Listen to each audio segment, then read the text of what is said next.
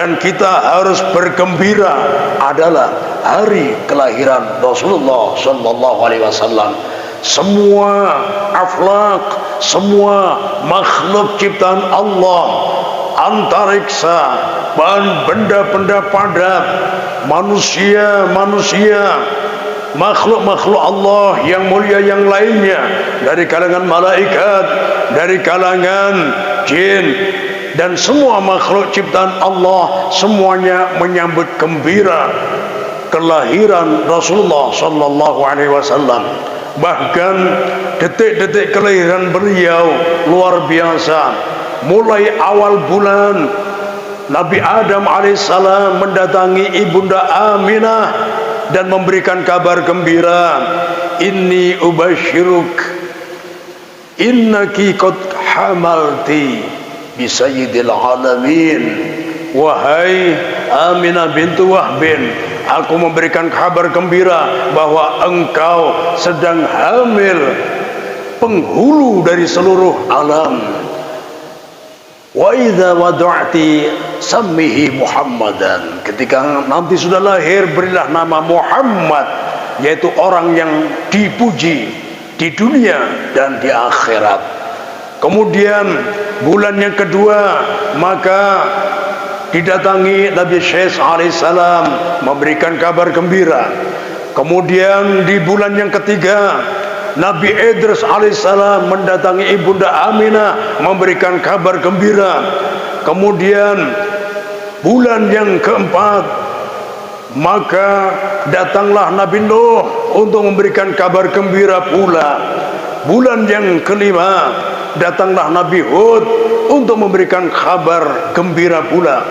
Di bulan yang keenam, Nabi Ibrahim Al-Khalil memberikan kabar gembira kepada ibunda Aminah. Di bulan yang ketujuh, Nabiullah Ismail Al-Zabih, beliau memberikan kabar gembira kepada ibunda Aminah. Di bulan yang ke-8 datang pula Nabi Musa Kalimullah mendatangi ibunda Aminah bintu Wahbin untuk memberikan kabar gembira.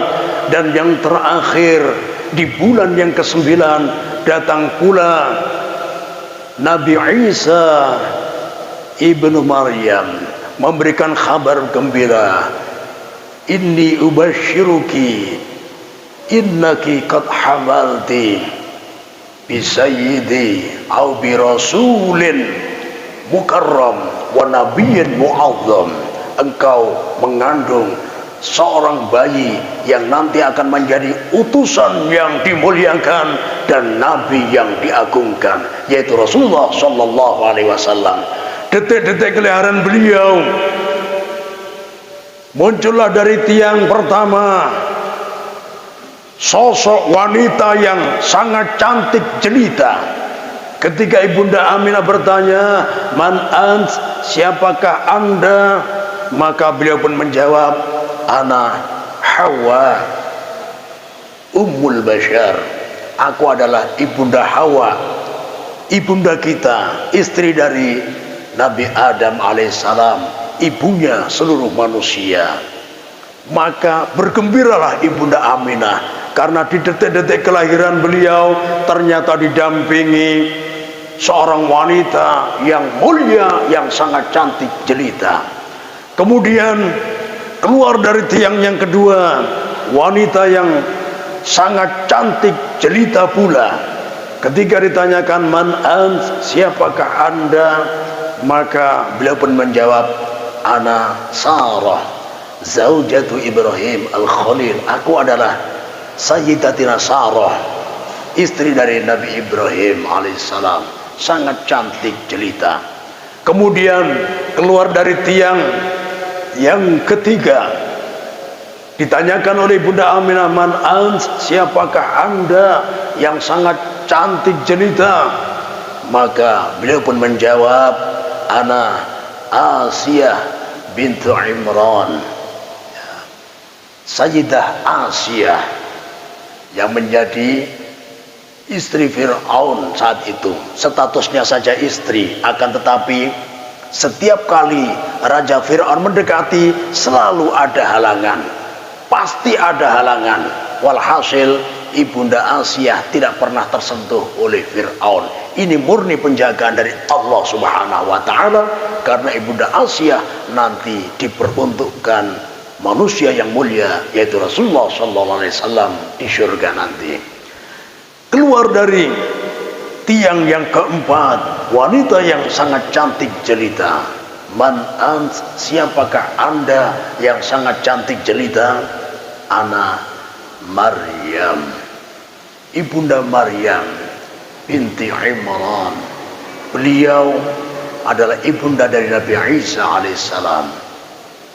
Ketika detik-detik kelahiran didampingi oleh 4 wanita yang cantik jelita, yang mulia-mulia, makin menambah kegembiraan hati Ibunda Aminah bintu Wahbin. Luar biasa. Kemudian Allah Subhanahu wa Ta'ala pun mengutus malaikat Jibril membawa ribuan malaikat turun ke bumi hanya untuk mendampingi sekaligus menyaksikan kelahiran Nabi akhir zaman. Allah juga mengutus malaikat Ridwan supaya malaikat Ridwan membawa bidadari-bidadari yang cantik-cantik jelita. Sudah cantik jelita mulai diciptakan. Di saat itu perintah dari malaikat Ridwan, yang hakikatnya perintah dari Allah, mereka pun diperintahkan untuk berdandan lagi, bersolek. Luar biasa kecantikan para bidadari di malam tersebut berlipat-lipat ganda. Diajak turun mengelilingi Ibunda Aminah. Luar biasa.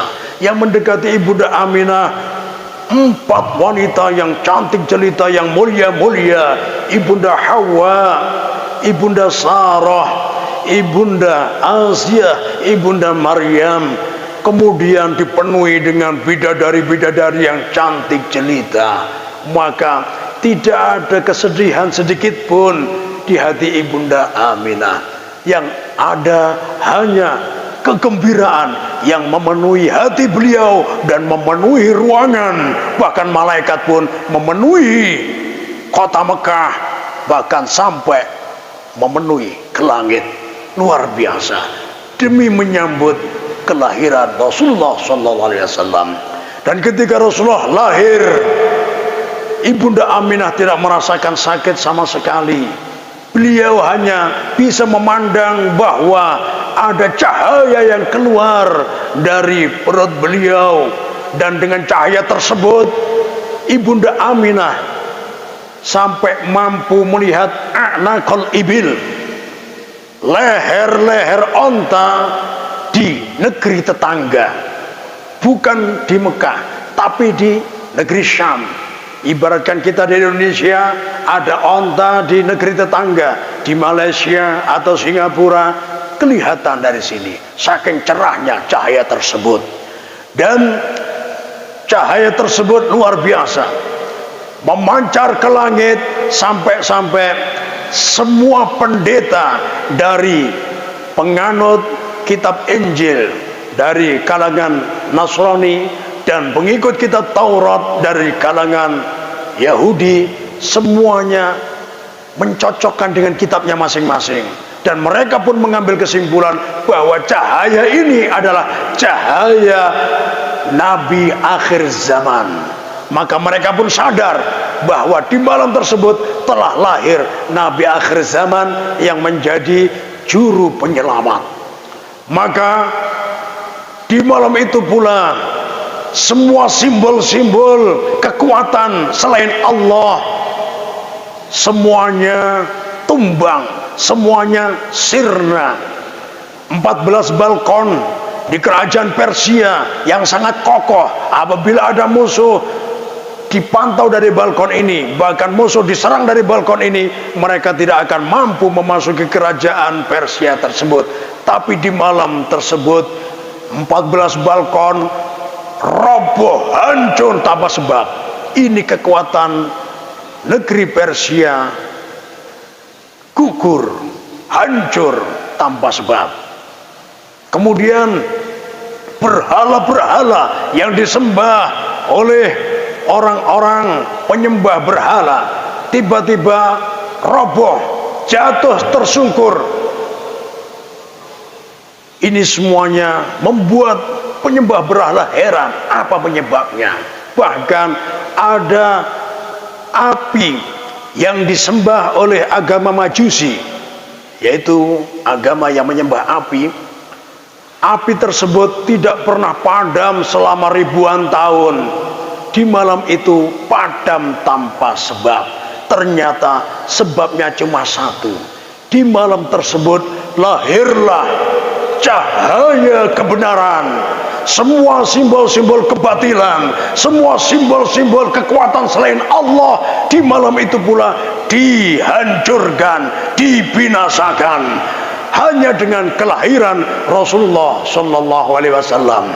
Bahkan para jin yang biasanya dengan bebas naik ke langit, mulai malam itu dilarang naik ke langit.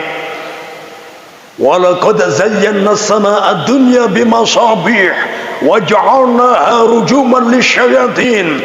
Kami jadikan bintang-bintang di langit sebagai penerang. Wa ja'alnaha rujuman lisyayatin, dan bintang-bintang tersebut kami jadikan menjadi alat pelempar untuk setan-setan yang sedang naik ke langit mau mencuri penglihatan yang sudah ditakdirkan oleh Allah di Lauhul Mahfuz. Jadi dari malam itu bisa diambil kesimpulan bahwa setelah kelahiran Rasulullah, kabar-kabar dari paranormal, dari para dukun ini diragukan kebenarannya, ya. Karena kalau sebelum kelahiran Rasulullah, jin bisa melihat langsung di Lauhul Mahfuz. Kemudian setelah mencuri kabar ini dikabarkan kepada para dukun paranormal, maka kabar yang dikabarkan oleh paranormal kebanyakan betul. Tapi setelah kelahiran Rasulullah, jin-jin ini sudah dilarang, tidak boleh naik lagi. Jadi setelah ini kebatilan-kebatilan tidak akan ada kebenarannya, semuanya batil. Kelahiran Rasulullah luar biasa, cahayanya memancar sampai-sampai orang Yahudi setelah ini mencari di mana letak atau tempat lahirnya bayi tersebut, karena bayi inilah yang akan menjadi juru penyelamat mereka, yang membawa kedamaian, yang diutus ke dunia sebagai rahmat bagi seluruh alam. Inilah kelahiran Rasulullah Sallallahu Alaihi Wasallam. Dan waktu itu Rasulullah Sallallahu Alaihi Wasallam setelah lahir, Ibunda Aminah, beliau sangat belia, sangat muda.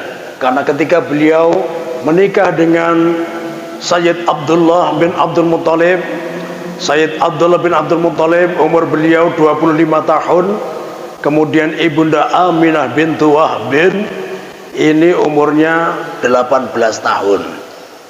Jadi beliau ketika mengandung Rasulullah SAW, ketika umur 18 mau naik 19, maka ketika lahir Rasulullah SAW, ASI dari Ibunda Aminah belum keluar. Maka di sini beliau mencari ibu susu, ya, luar biasa. Karena lahir dari Ibunda Aminah, cucu dari Sayyid Abdul Muttalib, maka wajarlah semua putra-putra Sayyid Abdul Muttalib yang menjadi pamannya Rasulullah bergembira. Semuanya bergembira, ya, termasuk dalam hal ini yang bergembira adalah Abu Lahab, ya. Jadi kebiasaan orang Arab, ini kalau ada yang beri kabar gembira, ya, sebagai tanda terima kasih dia selalu memberi hadiah. Ya. Jadi kalau zaman di Arab kebanyakan kalau mata uang dirham sama dinar, ya. Kalau dinar ini mata uang yang terbuat dari emas, dirham mata uang terbuat dari perak, ya.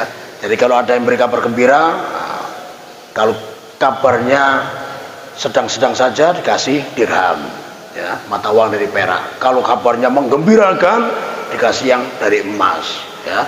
Begitu juga para wanita yang kaya raya, kalau budaknya ngasih kabar, perhiasannya, ya, kalungnya dicabut dikasihkan.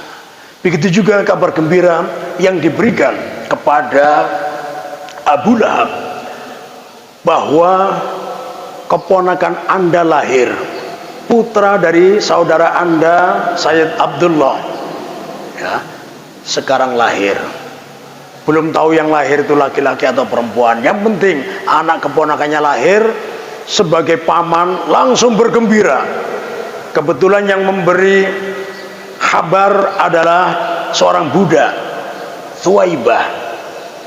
Maka waktu itu Abu Lahab tidak membawa dinar, tidak membawa dirham, tidak membawa sesuatu yang berharga.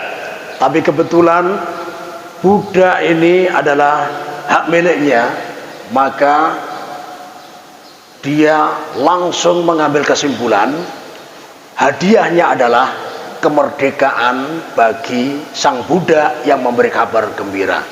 Ya Thuwaibah, al-an ataqtuki, karena engkau membawa kabar gembira yang membuat aku gembira, ya, maka sekarang juga engkau aku merdekakan.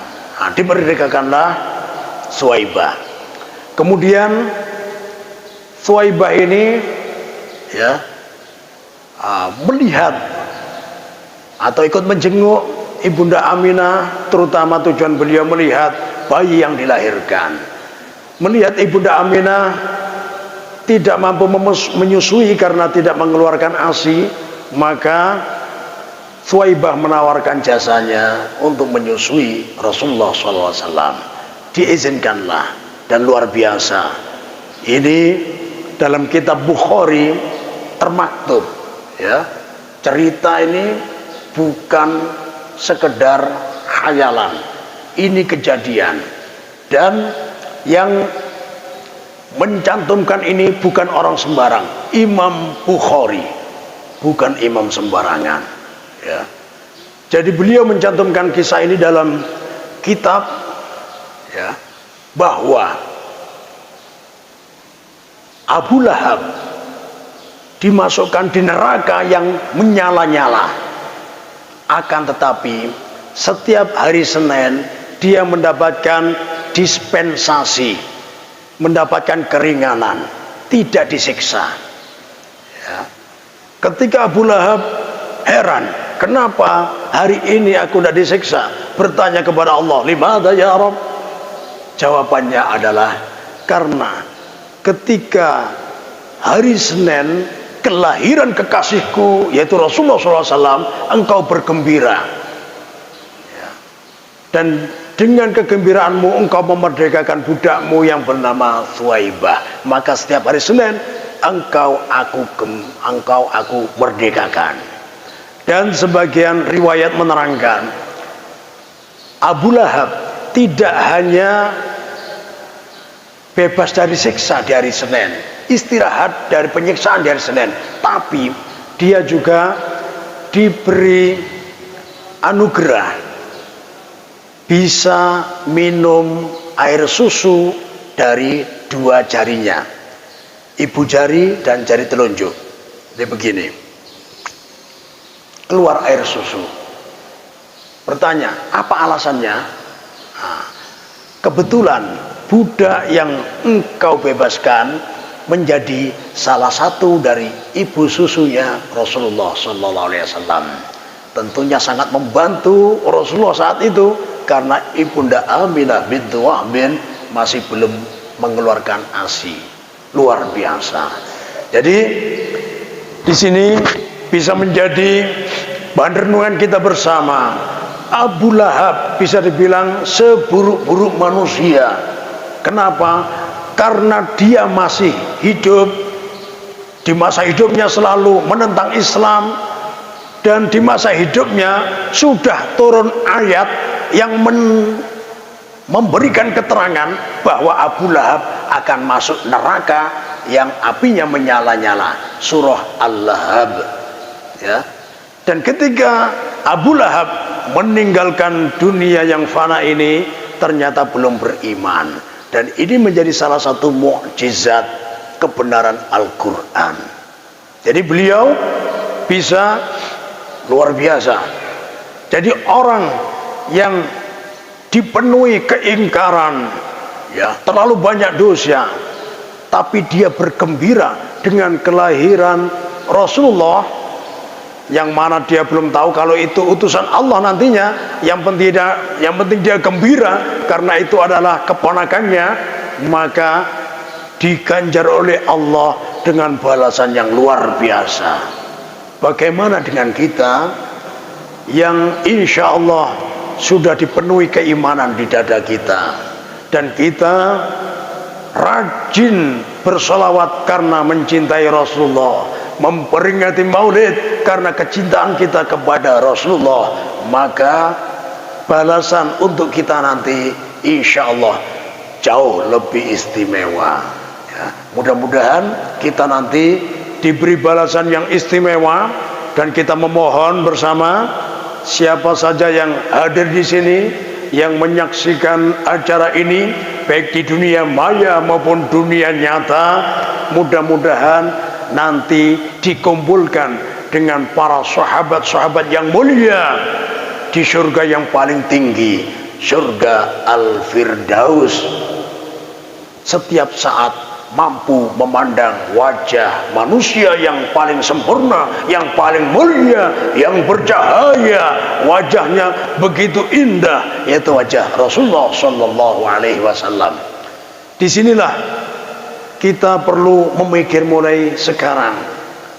Ada sahabat yang melayani Rasulullah di rumahnya, yang bernama Thauban, yang mana beliau setiap hari memandang wajah Rasulullah gembira, hatinya tenang, tentram. Tapi suatu ketika Rasulullah beberapa hari ada keperluan dakwah keluar rumah, otomatis beberapa hari tidak ada di rumah. Ternyata Thauban seperti orang yang sakit parah, badannya menggigil, bahkan raup wajahnya pun memutih karena pucat. Ternyata penyebab wajah pucat tersebut adalah dia menahan kerinduan yang begitu dalam. Obat kerinduan hanya satu, yaitu pertemuan. Ketika Rasulullah datang, maka sakit rindu tadi langsung terobati karena bertemu dengan Rasulullah. Akan tetapi Rasulullah masih melihat ada athar bekas wajah Thauban yang tadi putih pucat. Maka Rasulullah bertanya, "Ya Thauban, abika wajah, apakah engkau sakit?" Thauban pun menjawab, "Kullu dzalik lam yakun ya Rasulullah." Itu semuanya tidak akan terjadi wahai Rasulullah. Aku tidak sakit, aku baik-baik saja. Nah, Rasulullah pun bertanya lagi, "Aku tadi lihat pengaruh wajahmu bekas pucat." "Ya wahai Rasulullah, itu karena kerinduanku kepadamu. Beberapa hari aku tidak mampu melihat wajahmu.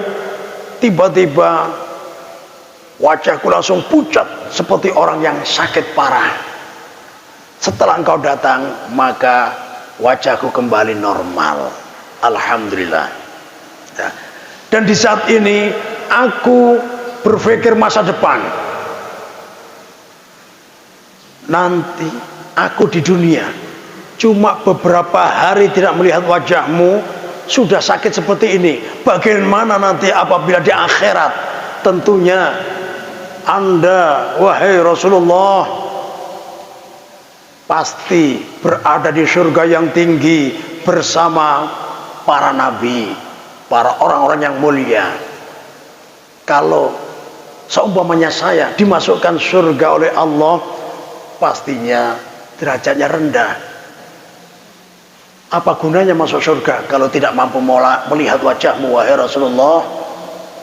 Itu kalau saya masuk surga. Tapi kalau Allah memasukkan saya ke dalam neraka, wal'iyadzu billahi tabaraka wa ta'ala, aku tidak akan mampu memandang wajahmu selama-lamanya. Di sini pun Rasulullah langsung diam 1000 bahasa. Beliau mau menjawab, tapi kita semuanya tahu, wa ma yantiqu 'anil hawa in huwa illa wahyu yuha. Tidaklah apa yang dikatakan oleh Rasulullah ini berdasarkan hawa nafsu. Apa saja yang beliau ucapkan, apa saja yang beliau kerjakan, semuanya adalah berdasarkan wahyu yang diwahyukan oleh Allah kepada Rasulullah. Maka beliau pun tidak mampu menjawab. Dan Allah Maha tahu ketika Rasulullah di hadapan Sauban, Allah pun mengutus malaikat Jibril untuk menurunkan ayat surah An-Nisa ayat ke-69. Min ba'di a'udzu billahi minasyaitonir rajim.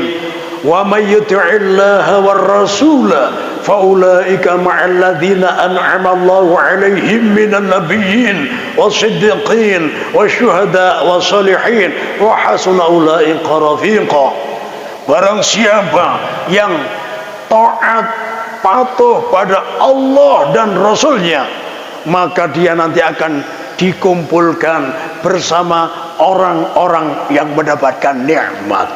Yang pertama dari golongan para nabi, yang kedua golongan para siddiqin, yang ketiga golongan para syuhada, para pejuang mati syahid membela agama Allah, yang keempat orang-orang yang soleh, mereka adalah teman-teman terbaik. Dengan turunnya ayat ini, maka Rasulullah pun mampu memberikan jawaban. Ya Sauban, al-mar'u ma'aman ahab. Seseorang nanti di hari kiamat dikumpulkan bersama orang-orang yang dicintainya. Oleh karena itu, mulai saat ini mari kita tanamkan dalam hati kita, keluarga kita, anak cucu kita cintakan, kita idolakan hanya pada Rasulullah Shallallahu Alaihi Wasallam. Kita tiru kecintaan para sahabat kepada Rasulullah Sallallahu Alaihi Wasallam. Bayangkan, ya, ada salah satu sahabat yang sudah masuk surga. Masuk surga kurang apa? Sudah masuk surga, ternyata karena Rasulullah masih hidup di dunia, minta bertemu Rasulullah, keluar dari surga sementara, yaitu sahabat Ja'far At-Tayyar, saudara dari sahabat Ali bin Abi Thalib. Ja'far bin Abi Thalib, beliau digelari At-Tayyar karena beliau bisa terbang. Ya, dalam peperangan beliau kalau loncat seperti ya orang terbang. Ya, makanya perlu kita kenalkan kepada putra-putri kita, tokoh dalam Islam ada yang bisa terbang, bukan tokoh-tokoh fiktif yang tidak nyata. Dikenalkan yang bisa terbang, Superman, Batman, ini tidak nyata. Yang nyata dari kalangan sahabat ada sahabat Ja'far At-Tayyar. Ketika beliau berperang, loncat, bisa naik kudanya musuh. Ketika musuh naik gajah, bisa lompat seperti terbang. Bahkan Rasulullah pun heran. Ya, luar biasa. Ceritanya panjang. Walhasil beliau dijuluki sahabat Ja'far At-Tayyar. Dalam perang Mu'tah beliau mati syahid. Terpotong tangan kanan beliau, tidak lama lagi terpotong tangan kiri beliau, kemudian banyak tusukan, akhirnya beliau meninggal dunia, mati syahid di medan perang dalam rangka membela agama Allah.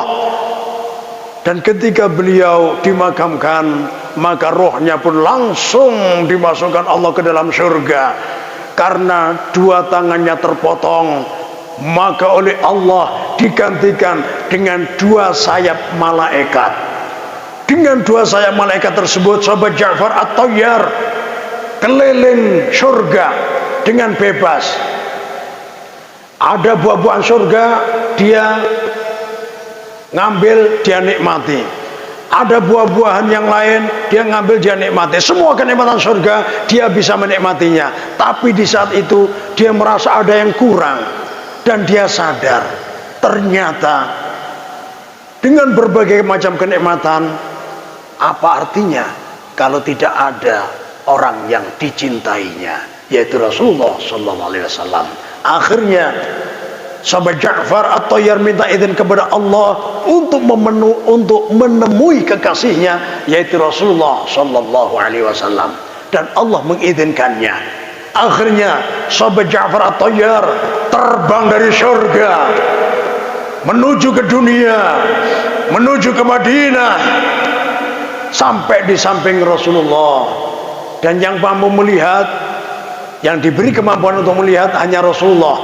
Para sahabat yang berada di hadapan Rasulullah tidak mampu melihat sahabat Ja'far At-Tayyar yang datang hadir di samping Rasulullah SAW. Sahabat Ja'far At-Tayyar mengucapkan salam kepada Rasulullah, makanya Rasulullah pun menjawab, Waalaikumsalam warahmatullahi wabarakatuh. Para sahabat yang berada di depan merasa mendengar Rasulullah menjawab salam. Mereka saling bertanya satu sama yang lain, apakah engkau mendengarkan? Rasulullah menjawab salam, iya aku juga dengar. Kamu? Saya juga dengar. Mari kita tanyakan kepada Rasulullah, wahai Rasulullah, apakah kami tidak salah dengar? Anda tadi menjawab salam. Rasulullah pun senyum, ya, nah, iya, aku tadi menjawab salam. Kalau boleh tahu siapa yang mengucapkan salam, wahai Rasulullah? Sahibukum Ja'far At-Tayyar, yang kemarin meninggal dunia, mati syahid, dua tangannya terpotong. Allah menggantikan dengan dua sayap malaikat, bebas keliling di dalam surga, diizinkan untuk menikmati semua kenikmatan surga. Tapi dia merasa ada yang kurang. Dia merindukanku, orang yang dia cintai masih di dunia. Maka dia izin sama Allah, dan Allah mengizinkannya. Akhirnya dia terbang. Sekarang dia di hadapan kalian. Inilah yang terpenting. Sudah di surga, tapi karena tidak ada Rasulullah, maka bisa dibilang apa artinya? Maka disinilah kita perlu memantaskan diri supaya menjadi penghuni surga tertinggi, surga Al-Firdaus, karena di sanalah Rasulullah tinggal.